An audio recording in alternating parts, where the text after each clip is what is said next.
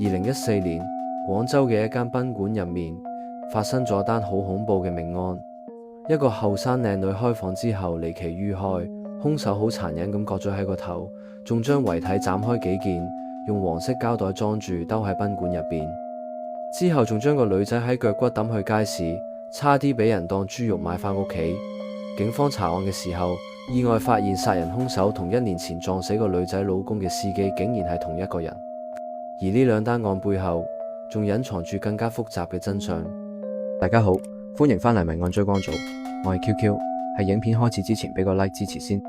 2014年5月3號中午12點左右，廣州某間4星級賓館嘅清潔阿姨同平時一樣，等客人退房之後上去打掃。當佢打掃到316房嘅時候，發現間房出奇咁整齊，好似客人退房前特登打掃過嚟。清潔阿姨仲好開心，覺得今日工作量少咗。但係當佢入到廁所，就發現完全唔同嘅景象。廁所積滿晒水，差唔多浸到腳面，仲傳出陣陣臭味。清潔阿姨以為係去水位塞咗，就拎鉗仔去通，點知一捅就戳到佢軟腍腍佢嘅，夾出嚟一團係一團黃色濃稠好似機油咁嘅物體，已經腐爛發臭。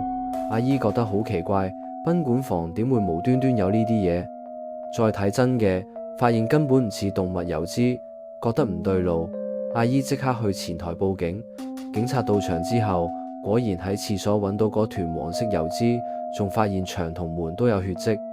之後喺同層樓梯角揾到個黃色膠袋，入面除咗垃圾，仲有碎肉同細骨頭。賓館後廚垃圾桶仲有幾個膠袋，都裝住唔同大細嘅肉塊骨頭。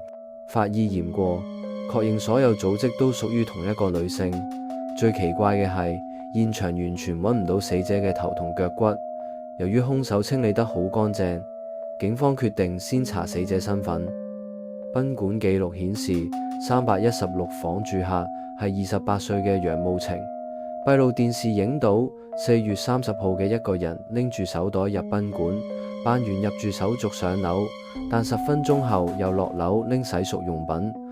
冇幾耐，有個戴帽同口罩包到冚嘅可疑男人直接上樓入咗316房。之後幾日，楊慕晴再冇出現過，反而呢個男人頻繁出入，次次都拎住㗎。最關鍵係5月3號朝早，呢個男人一隻手拎住楊慕晴個手袋，另一隻手拎住紅色膠袋去退房。警方推測，雖然楊慕晴自己入房，但明顯知道有人會咁，而且係熟人，加上財物嘅損失，應該唔係為錢殺人，好可能係仇殺或者情殺。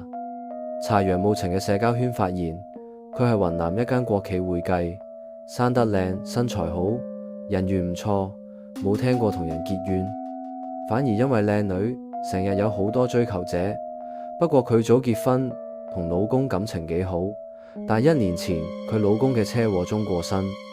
喪夫後，楊慕晴一直好傷心咁再婚，朋友都唔知佢有咗特別親密嘅異性朋友。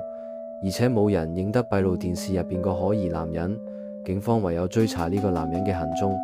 喺賓館附近閉路電視發現，個男人離開之後去咗街市，入去唔夠3分鐘就出咗，手上嘅紅色膠袋唔見咗。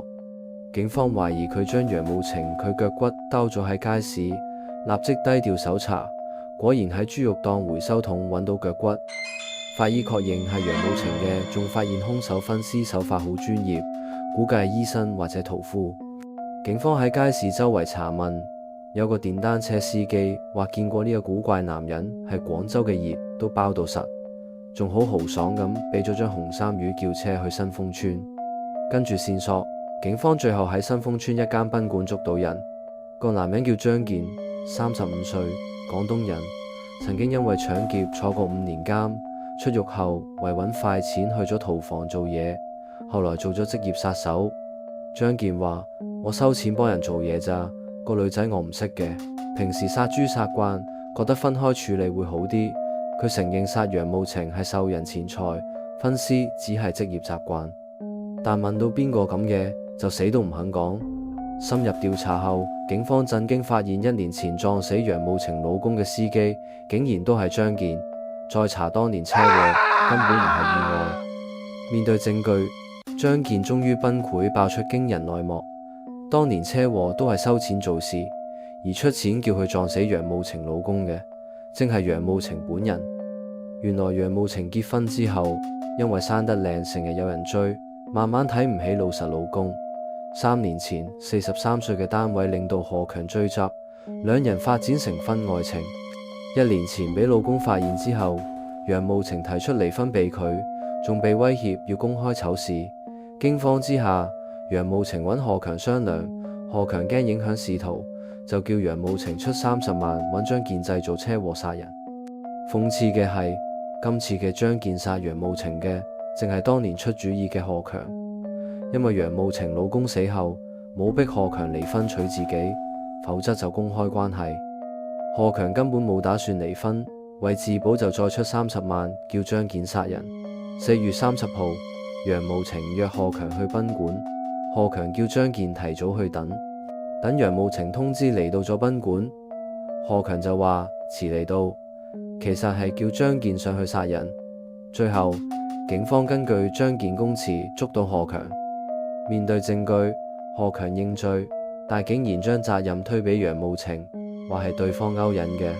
2014年，何強同張健都被判死刑，最無辜係楊慕晴老公，無端端戴綠帽仲被殺。而背叛丈夫嘅楊慕晴，到死都唔知自己竟然死嘅情人手上，真係好諷刺。Come on.